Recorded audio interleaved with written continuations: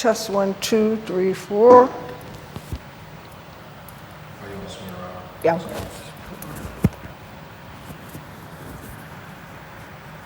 Pay homage to the designer here, let's see.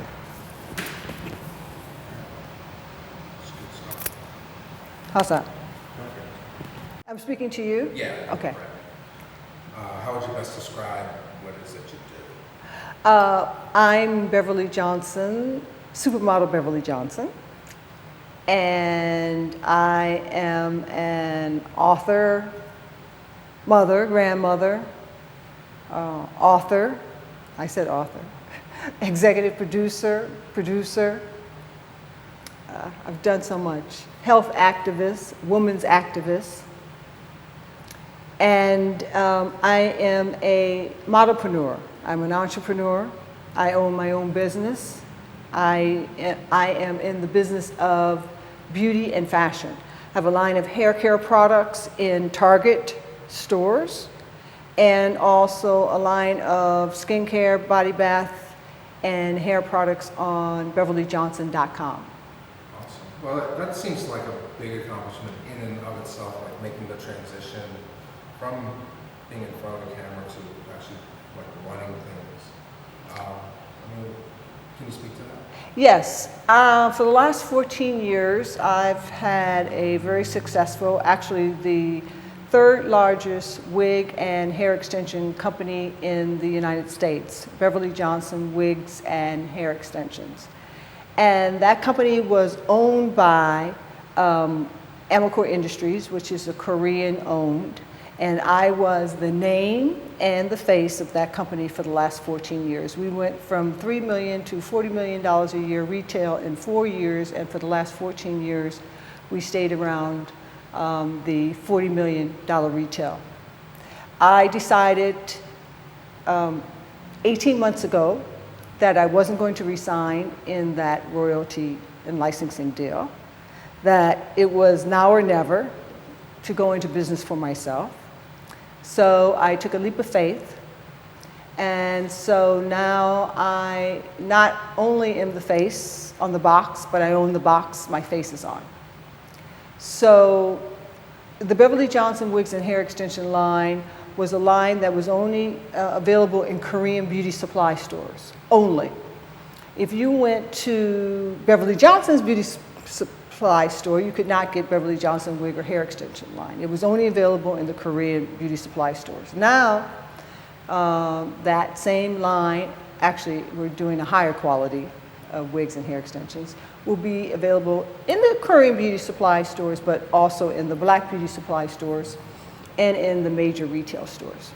So that's fantastic, congratulations. Thank you. So in the 14 plus years you've been doing this, spokesperson, what do you feel is like the biggest lesson that you've learned? Well, I think the biggest lesson, it was a very great relationship. I learned a lot about the business, the hair business, and I was very fortunate to align myself in a company that really produced great quality products. But I also realized that they were in control of my destiny. And one of the things that I did not like was the fact that it was a totally Korean monopolized business, and most of the customers are African American or multicultural customers. And those customers weren't available, weren't allowed to actually participate on the other side, which means the black beauty supply stores could never ever buy my product. So I had enough of that. So the lesson was? So the lesson was, don't complain, open up your own store. That's good. No, I mean, when you say hair extensions and black beauty supply, I think immediately the Chris Rock's movie. Yes. Hair, and that seems to be one of the key points. So we're the primary consumer of it, but we have to be stake in it. Yes. So that's a great thing. Yes, and I must say that I do have a Korean partner. Actually, I have the only Korean defector He's one of those amazing people that feel that, you know, why can't we all work together? Why does this have to be this monopoly in the business? Because you still do need that connection, because they do have a total stranglehold on the business. So I am able to work with the Koreans, but now they work for me. Awesome. So, I mean, looking back, personal and professional, what do you feel your greatest accomplishment has been so far? Well, my greatest accomplishment, I would have to say, was that historical cover on Vogue magazine, August 1974, where I became the first African American to grace that cover of Vogue. As I learned really what that meant at that time, I realize it has more meaning today than it did even then, in a sense that this was the first acceptance of mainstream America recognizing and acknowledging Black beauty. And what that did for women of color right around the world was really impactful. Absolutely, absolutely. I guess a lot of people don't even really understand how important those signposts are as far as like the esteem issues and things like that, because it's so commonplace now. You know, it's you know what I mean? No. No. All right, I'll start. I mean, a lot of people might not, because it's so common to see Black beauty on the cover, not every month, but on the covers of these mainstream publications, these fashion magazines. Maybe people just don't realize it's impactful that well. Right. Just to take it back, I mean, like, do you remember your first modeling date? I mean, as a story. Yes, I do. I wanted to be a lawyer, and I was going to Northeastern University, and I was a swimming instructor at the Roxbury YWC. That's what I did. I swam competitively all over the United States, and I was, you know, into academics. And that summer, I didn't have a summer job because of the job cutbacks, and so there were girls from New York City, you know, who said, why don't I become this model? And they made $75 an hour. I was like, I was making $28 a week. So I had a very big incentive. And also, fate plays a hand, because the summer before I went to college, my mother made me work in a boutique, fashion boutique, which I never done before. I always worked at the Y or Beaver Island. And this woman there kept saying if I ever gave the idea about becoming a lawyer, I should call this woman, and that I should be a model. I thought she was crazy, but I kept that piece of paper.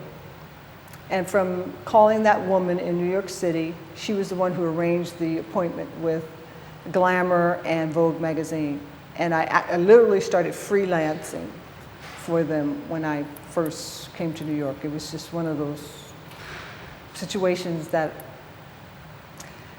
you can't call it. At the time, I thought, well, you know, I said I was coming to be a model, and so that's what happened. But now I realize that was just total fate. So destiny plays a role in the Beverly Johnson story. Yes, and that's where it all began. That's cool. I mean, just, all right, so as far as, do you believe in things like karma and stuff like that? Absolutely, absolutely. I believe in karma. I believe that after getting that cover and not really understanding it at first, because I was just happy to be on the cover of Vogue. It's every model's dream to be on the cover of Vogue. And once I learned what that meant to not only me personally as a model, but as a woman of color living in America, that I took on this huge responsibility.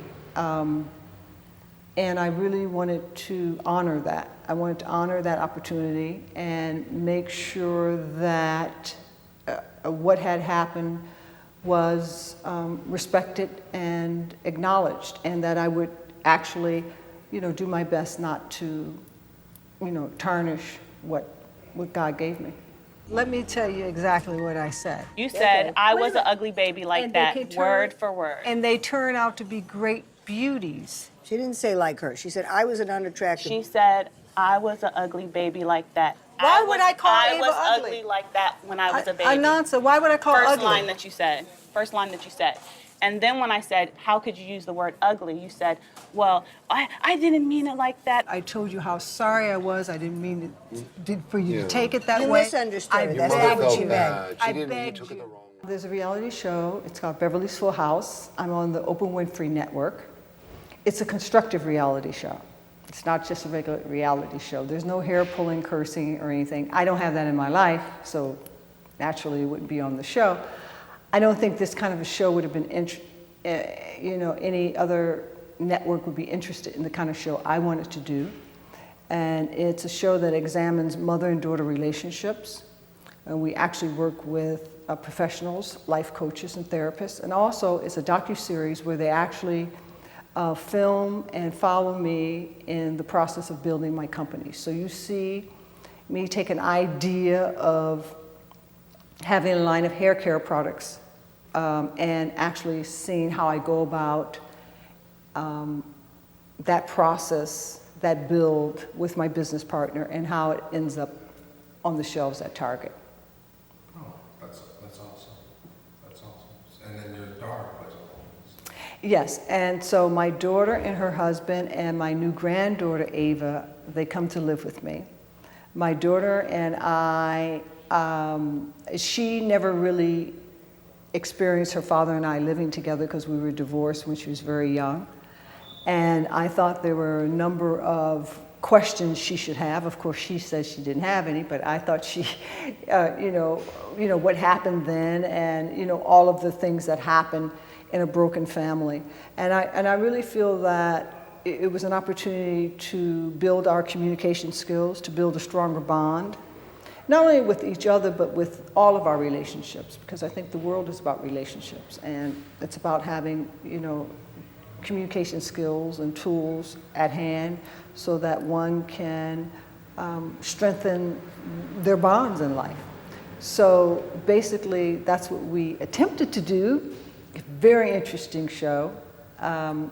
We really hit a nerve because we've had a lot of response from other mother and daughter relationships. Mothers having to work, and of course a generation of children that have somewhat a sense of entitlement to things that we've worked very hard for. So it's a very interesting, complex show.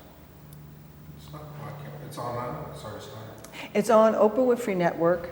We had our finale last week.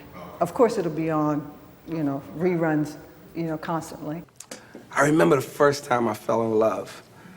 She was 5'7", long flowing hair, big brown eyes, and a perfect figure. Her name was Miss Trinidad. Yeah, and she was my first grade teacher. Yes. Yes, Martin. Tell me the story about that. Were you immediately offered the part, or did you have to audition? Oh no, you have to audition. I was acting, I've acted since the 70s. I've done lots of movies. I worked with Bernie Mac, Samuel Jackson, you name it. I've had a really great, career acting. And just recently I was in Tyler Perry's Good Deeds, and I do his Meet the Browns.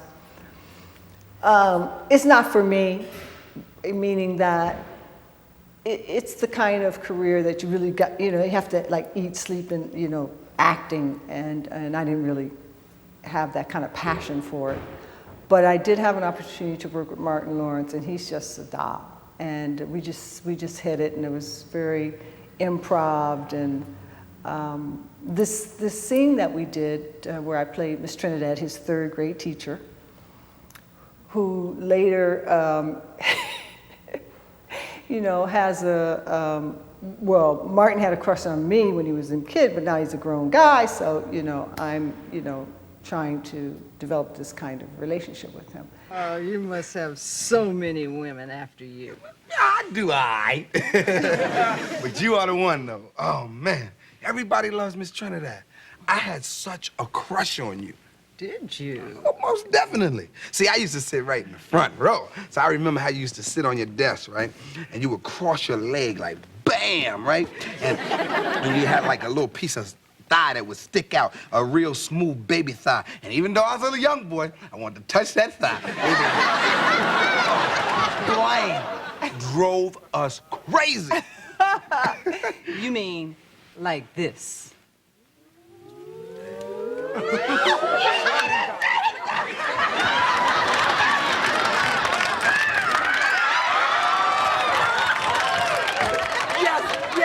It was great because all the little kids, you know, the mothers are saying, oh, it's that model, and the little kids are going, that's Miss Trinidad, you know, and so it's a great role. So how does that feel, like being recognized by both young and old? Oh, I love it. I love that role. I mean, I still laugh when I replay that scene. It was a lot of fun, and people know all the lines to the scene. You know, I'm going to teach you how to divide and multiply, and it's really become like a cult, so to speak. But does it define you, obviously? Episode. Well, I mean, you know, I had a lot of fun playing the role. It was great. I got you. All right, so then the last thing, advice. What's the best piece of advice you've ever gotten from someone? Well, the best piece of advice that I've ever gotten, and my parents instilled in me and I instilled in my daughter, is education.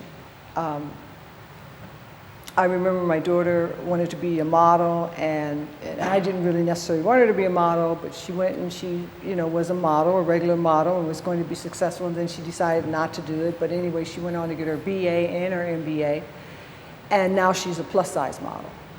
And I just think that it gives her the kind of confidence and also, you know, the skills and the tools that she'll need to survive in the world that we live in today. So the best advice that I've ever gotten was, you know, to get an education.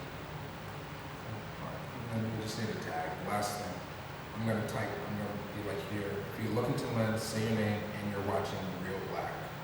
That's the name of the show. Hi, I'm Beverly Johnson, and you're watching Real Black.